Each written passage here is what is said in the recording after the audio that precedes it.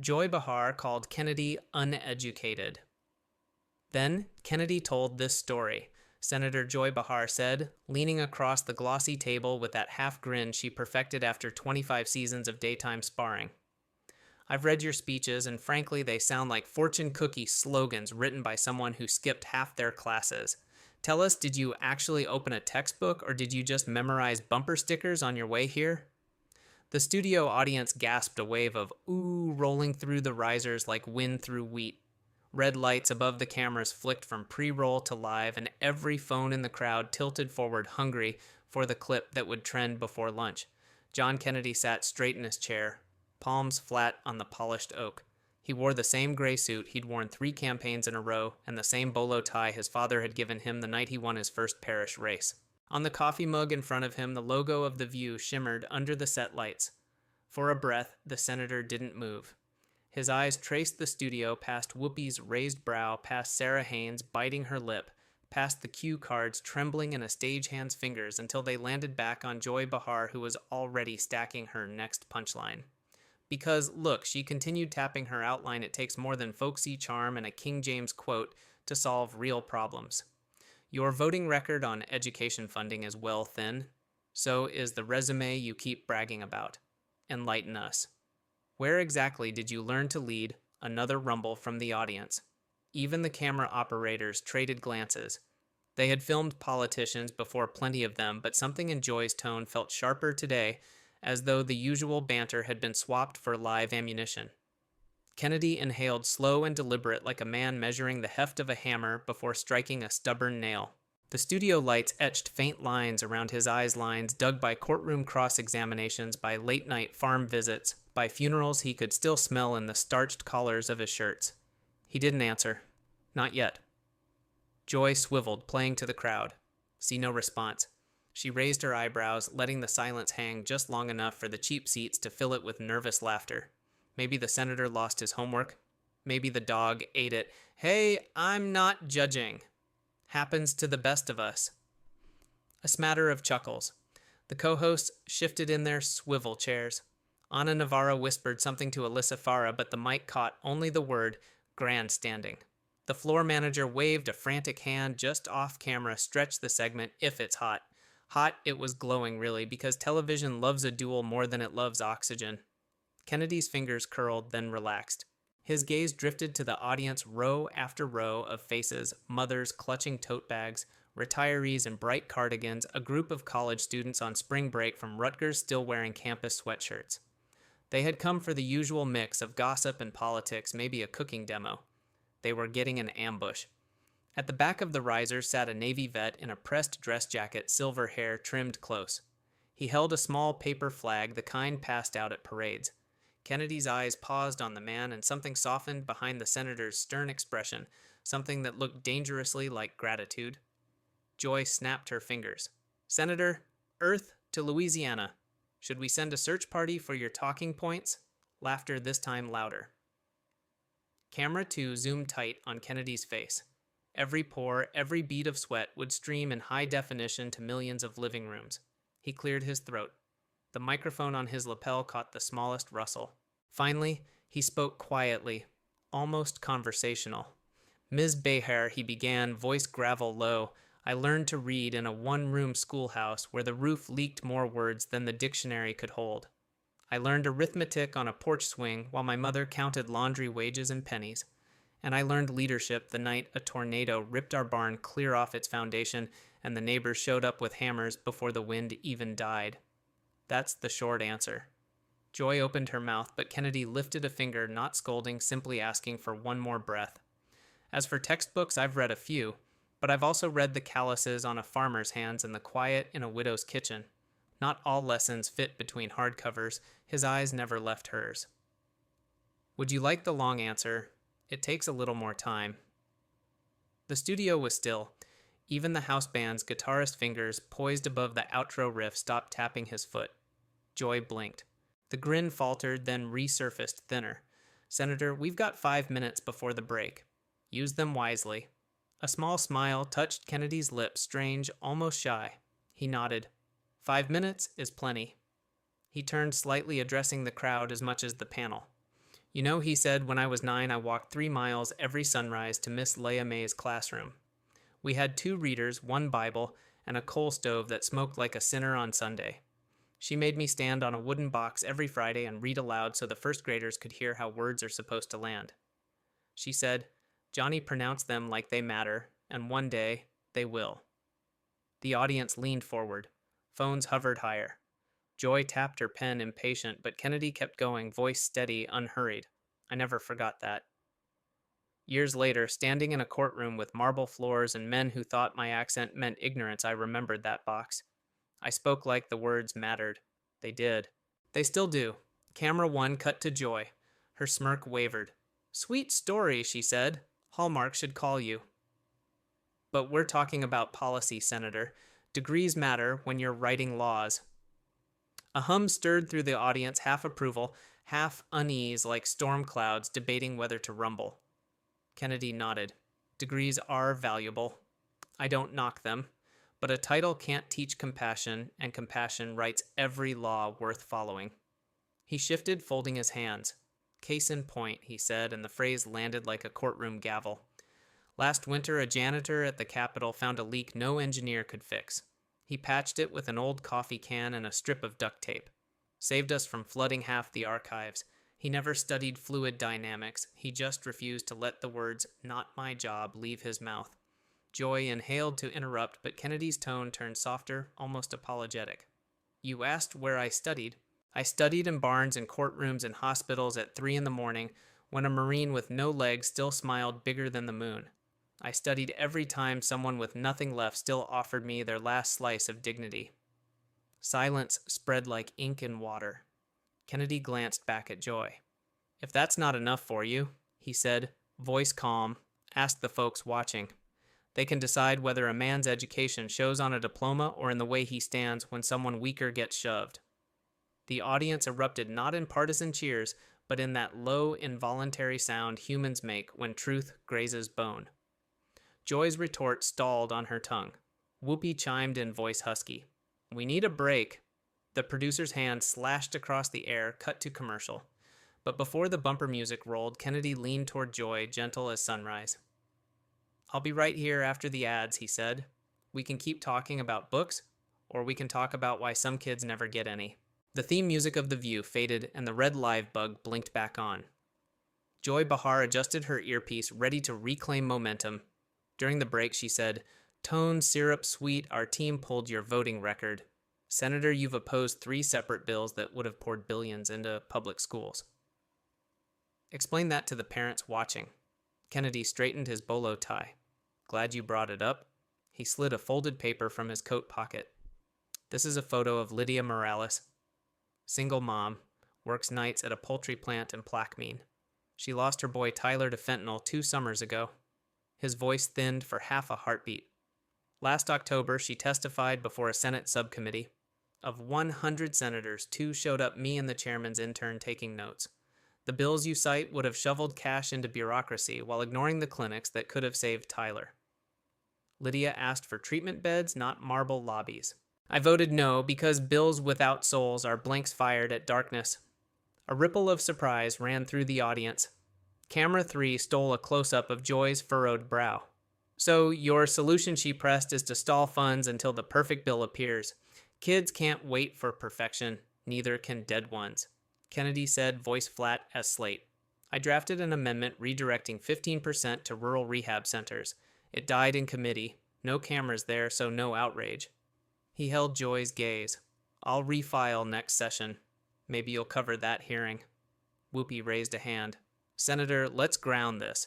Viewers want receipts, specifics. Kennedy nodded. Happy to. He ticked points on his fingers. 1. Give Title I schools direct control of opioid response grants. 2. Tie broadband expansion to telecounseling mandates. 3. Fund mobile tutoring units, converted school buses, $75,000 apiece that bring AP calculus to parishes that still use chalk. Sarah Haynes whistled under her breath. The audience applauded, hesitant but sincere. Joy tapped her stack of research. That sounds nice, but where's the money coming from? The same place Congress finds trillions for everything else, Kennedy replied. Priority is a line item we highlight, not a miracle we discover. Joy opened her mouth, but Kennedy kept rolling. Let me paint you a scene. His tone softened, pulling the studio in. Last winter, a veteran named Earl stood outside the Baton Rouge VA. He's got a steel rod for a femur and a library card older than me. He was reading Plato, a worn cover held together by duct tape. Earl said, "Justice was born on parchment, but it dies in committee." That man never sat in a lecture hall, yet he can quote Socrates and Booker T. Washington in the same breath. He's why I vote the way I do, because learning doesn't wear a tux. Joy tried to lighten the mood. Well, Earl sounds like a smart fella. Maybe he should run for office. Invite him, Kennedy said. He's outside most mornings. Bring coffee. He likes it strong. Laughter, this time warmer. Ana Navarro leaned forward. Senator critics call your stories sentimental smokescreens. They say you hide policy gaps behind porch swing poetry. Kennedy smiled. Funny thing about smokescreens, they blow away when you step outside. Policy gaps stay, so let's stay outside. He turned to the audience. How many of y'all ever fixed something with whatever you had in the shed because the hardware store was 40 miles off? Hands shot up across the risers. Kennedy nodded. Congratulations, you've written a budget. Joy tapped her cue card, signaling she wanted back in.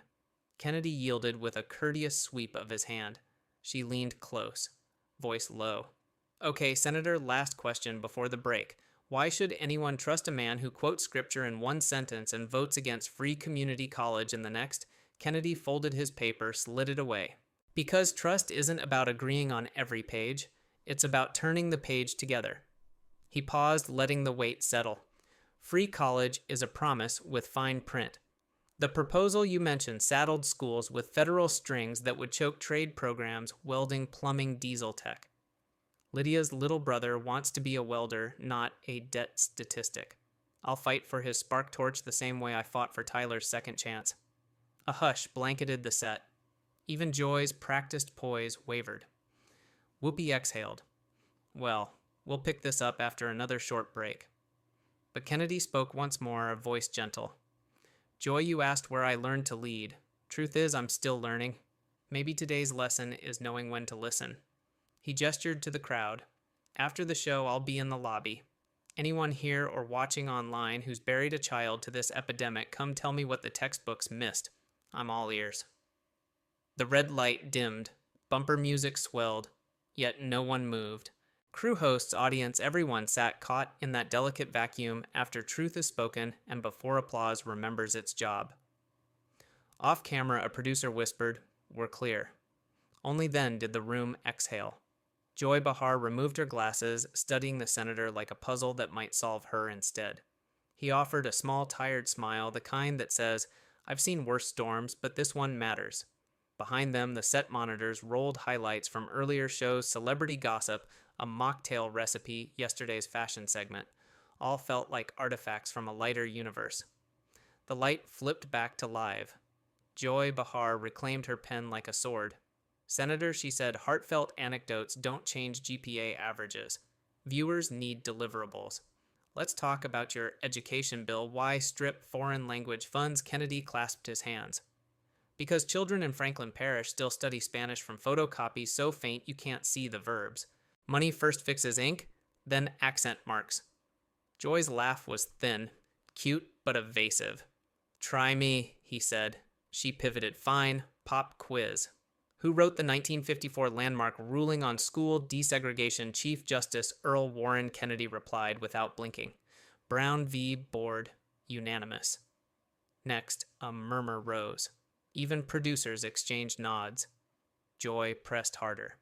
Define Title IX in one sentence. No person on the basis of sex shall be excluded from any education program receiving federal aid, he answered. 47 words when Congress passed it. They mattered. Whoopi lifted a brow as if to say, not bad. Joy angled forward.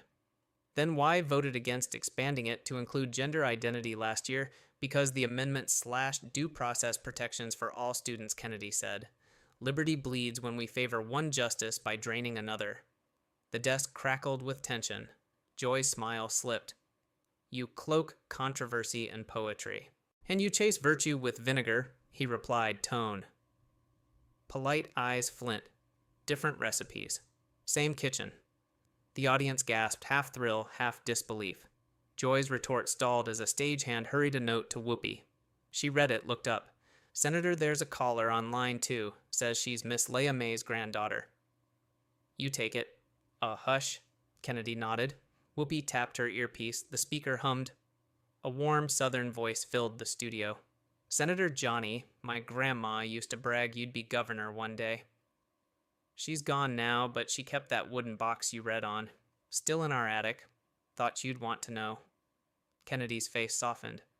I owe her every word I ever pronounced. Joy cleared her throat, but the caller continued. Just wanted to remind folks my grandma never had a teaching license. Yet half the county learned their letters in that shack. Static faded. Line dropped. Silence clung to rafters. Kennedy turned to Joy, voice barely a whisper. That's why foreign language dollars don't matter if kids can't even see the alphabet on a page. Joy blinked. She looked down, shuffled her cards as though the right statistic might crawl free. None did. Sarah Haynes broke the spell. Senator, earlier you mentioned broadband-linked counseling. How do you pass that with the house frozen you go where the freeze can't reach? Kennedy lifted his phone. Louisiana's deploying satellite routers next quarter, public-private Grant-No DC detour. I'll email specs to any district that wants them. The audience clapped, small but genuine. Joy tried once more. Okay, preacher man, last swing. If education equals empathy, why does your rhetoric sometimes sound cruel? Kennedy exhaled. Because truth without polish can bruise, but lies with polish can kill. He paused. Which pain do you prefer? The question settled like dust. Joy had no quick line for that. Camera 3 zoomed wide host table studio audience banners of pastel optimism hanging above a debate suddenly raw real. Whoopi signaled break, but before music rolled, Kennedy spoke to the crowd steady and low. I walked in here to talk about bills. I stayed to honor a teacher with a crooked smile. After the credits, I'm still listening. The studio returned from break to a hush no floor manager could script. Joy Behar inhaled, ready to reclaim the tempo. Senator, she began, story hour is touching but governing is math. Let's price your satellite router idea. The CBO tags it at $400 million. Kennedy lifted a brow. $280 if you waive the middleman markups. I've got invoices from a Louisiana vendor stateside manufacturer, no supply chain roulette. Send your producers. I'll share the PDFs. Whoopi chimed in. Joy will vet the number. Meanwhile, viewers are tweeting. A high school senior asks, how do we respect elders without repeating their mistakes? Kennedy faced the nearest camera voice soft. By taking their courage and leaving their blinders on. My daddy fought rust and drought. I keep his grit, not his tobacco. That's called an upgrade, not nostalgia. Applause flickered, brief yet bright. Joy leaned forward, elbows on the desk. Fine. Speaking of blinders, last month, you called some coastal journalists elites who sip lattes and mispronounce jambalaya. Isn't that the same snobbery you rail against? Kennedy allowed a thin smile. Touché? I'll apologize if they spell étouffée right on the retraction. Joy tried to laugh it off, but the line landed. She pressed again. Words matter, Senator. Tone builds bridges or burns them. True, he said. That's why I'm still standing on this one even while it's on fire. The riposte drew an ooh from the risers. Alyssa Farah wiped a grin. Sarah Haynes mouthed, wow. Joy flipped to a fresh card. Let's test your bridge. Rapid fire round 30 seconds per answer. She clicked a timer on the desk. Gun reform universal background checks tied to state mental health databases with due process appeals inside 72 hours.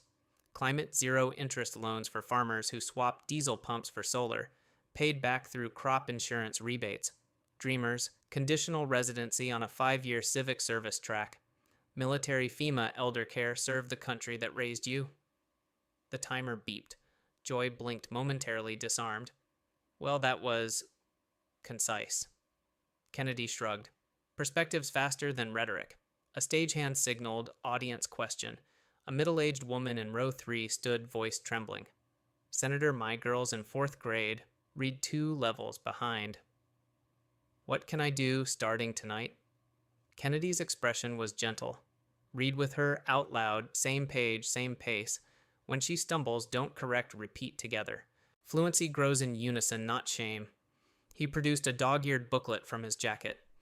Phonics drills my office prints for free. I'll leave it with the ushers. Joy watched arms folded, the advantage slipping.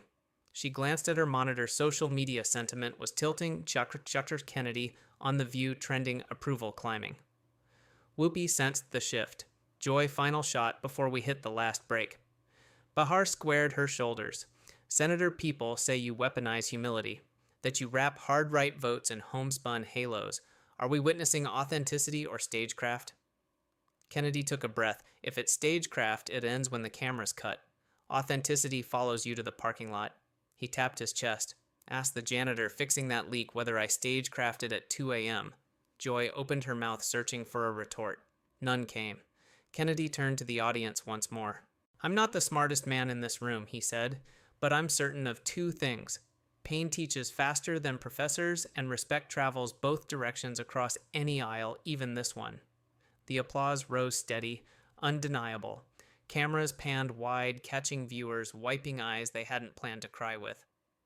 Joy Behar exhaled the fight, draining from her shoulders, as faults in the script widened into something like vulnerability. The final segment opened with the camera sliding across the desk like a hawk. Every host was still. The studio lights felt hotter, as if the bulbs had opinions too. Joy Behar cleared her throat. Senator, last break you called pain the fastest teacher. Some would say that's a luxury argument easy to praise wounds once they've scarred. What about people who can't afford another bruise? Kennedy answered softly. Then our job is to build padding, not pedestals. He looked straight into lens 2. If you're at home and the rent is late, don't let politicians romanticize your struggle. Hold us accountable, but don't let anyone shame the lessons you've learned the hard way. The gesture felt less like speech-making, more like eye contact through glass. Twitter's live feed exploded. He's talking to me, not at me. Joy shifted, sensing the ground slide. Let's test that padding. Minimum wage 15 nationwide, I'll vote yes. Kennedy said if it's indexed to local cost curves so it never kills the very job it's meant to bless. Abortion after 15 weeks, she fired back. I believe life is sacred, he said. But so is context. My latest bill funds free ultrasounds and free contraception. Reduce the crisis before it chooses sides. The audience murmured, surprised by nuance where they expected lines. Whoopi leaned in. Senator, you keep citing stories. Give us one more. Something we haven't heard. Kennedy's eyes dimmed like a hallway light on a dimmer switch. Last December, a farm couple invited me to supper. Their soy crop drowned insurance, delayed bank circling. The husband said, I'm used to losing money. I'm not used to losing hope. He poured day-old coffee into chipped mugs and asked if the government still knew his zip code. I told him I wasn't sure, but I did. Kennedy paused, voice near a whisper. If my bills sound rural, it's because that coffee still burns the back of my throat. Joy exhaled. She glanced at her stacked questions, scripted for an ordinary skirmish, now dull swords on a stone shield. She tried one last angle. Senator, cynics will say you rehearsed every beat. Kennedy smiled, but it wasn't a triumph. I rehearsed. In the mirror at 5 a.m., I practiced saying I don't know without blinking. Try it harder than it sounds. Laughter, genuine, rippled across the room. Fine, Joy, said voice softer than what don't you know. Kennedy didn't hesitate. I don't know why our smartest minds haven't solved veteran homelessness. I don't know why a nation that mapped the human genome can't map a child's reading level in real time. And I don't know why it takes a funeral for Congress to find consensus. He let the silence harvest meaning. Whoopi nodded toward the audience. A young man, Rutgers hoodie, tears drying on cheeks, stood. Sir, he called, if I drove 3 hours to tell you my brother OD'd last spring, would you really listen? Kennedy rose from his chair wire, tugging at his lapel mic. I wouldn't just listen, he said, stepping toward the stage edge. I'd write your story into the record. That's how democracy is remembered. The floor manager waved frantic signals, camera angles blown, blocking, ruined, but none of it mattered. Kennedy extended a hand across the short railing. The student clasped it. Fingers shook. Cell phones tilted, capturing 60 frames per second of a rule being broken with purpose. Joy watched, eyes wet despite herself. She set her pen down. Senator, she said quietly, today you turned a talk show into a town hall. Some viewers will hate it, some needed it, he replied. The light above flashed for 30 seconds. Whoopi took the cue. We're almost out of time. One sentence. Senator, what's the homework for America? Kennedy looked around the studio at Joy, at the young man still holding his hand, at the red light staring back like judgment. Homework is simple, he said. Find someone who can't repay you and invest anyway. The applause wasn't a roar. It was a sustained heartbeat, steady, relentless. Joy Behar, critic, turned witness, joined in palms, meeting like a reluctant amen. Cut to closing theme. But long after credits scrolled, the handshake remained two silhouettes framed by stage lights, an image destined for every feed, every timeline, every kitchen table still deciding what education truly means. The studio emptied lights cooling from sun white to tired amber. Crew rolled cables in silence. Everyone sensed they'd filmed a fault line moment. Joy Behar remained at the desk fingertips, drumming a nervous rhythm on her mug. Kennedy lingered beside the Rutgers student, now seated on the edge of the stage. They talked in low tones, a brother's last relapse, a phone that rang too late, a funeral program folded until the ink blurred. Kennedy wrote a number on the kid's palm, his veteran's clinic contact who moonlighted as an addiction counselor, and closed the student's fingers over it. Call tonight, he said. Guilt can't cure grief, but purpose can tourniquet it. Joy watched. A producer approached her with ratings the live feed had spiked 40%, dwarfing last month's royal family panel. Social sentiment, polarized praise, outrage, fresh memes, but engagement off the chart. Advertising loved adrenaline. She set the report aside. Invite him back, she whispered. Surprised, the producer asked. For another brawl, Joy shrugged. For whatever that was. Outside on West 66th Street, Kennedy walked into cold Manhattan, air no coat tie loosened. Reporters swarmed. One asked if today signaled a presidential run. Signaled a listening tour, he answered, one district at a time. Another asked whether Joy Behar owed him an apology. He shook his head. She gave me a bigger classroom. A splash of snowflakes spun beneath the street lamp spring, refusing to commit. Kennedy paused, recalling Miss Leah May's schoolhouse roof that leaked in every season. He smiled at the sky's familiar drip. Back inside, Joy stood in front of the empty audience risers, phones still glowing where spectators had left them charging. She replayed the afternoon in her mind, not the sparring, but the hush that followed each story, the way silence behaved like a living thing when fed a hard truth. She realized she'd felt that once before Ground Zero 2001, handing out sandwiches to firefighters who couldn't find names to match badges. Pain teaching faster than professors, she thought, echoing the line that pierced her armor. She removed her reading glasses, slipped them into her blazer. Tomorrow's rundowns were already in her inbox: celebrity divorce sunscreen myths, a cooking demo with shrimp tacos. The contrast felt absurd, almost cruel. She pulled out her phone and typed a note to the senior producer. Let's add a segment Ordinary Heroes 10 minutes weekly. Call it The Front Porch. She hit send before nerves could veto. Night deepened. In Louisiana, a janitor pushed his cart down a dark Capitol hallway. He checked the patch Kennedy had made over the leak, still holding still dry. He grinned, thinking of the senator on TV quoting calluses. Not bad, boss, he muttered and kept mopping. Farther south, Lydia Morales ended a double shift and found her inbox filled with interview requests. She ignored them all, opened an email from Kennedy's office, funding details for a mobile tutoring bus named Tyler 1. She cried into the steering wheel, then laughed at herself for crying, then started the engine and headed home. And on a dusty attic shelf, Miss Leah May's wooden box waited for a museum maybe, or another child's feet. Past midnight, Kennedy sat alone in his hotel room, C-SPAN muted on the screen. He recopied the Rutgers student story into his leather notebook. 14 new names joined the margins, people who had posted overdose memorials using today's hashtag. He underlined each twice. Tomorrow he'd fly to D.C., refile the clinic amendment, and dare the cameras to cover a hearing with no celebrities. He closed the notebook, whispered a verse. Miss Leah May once made him read, "A word fitly spoken is like apples of gold and pictures of silver." Tonight the apples tasted bittersweet, but they would feed tomorrow's hunger. Kennedy turned off the lamp. Snow tapped the window, soft, persistent, uneducated in the art of quitting, falling on city, studio, farmhouse, and schoolhouse alike, erasing footprints so morning could choose a fresh path.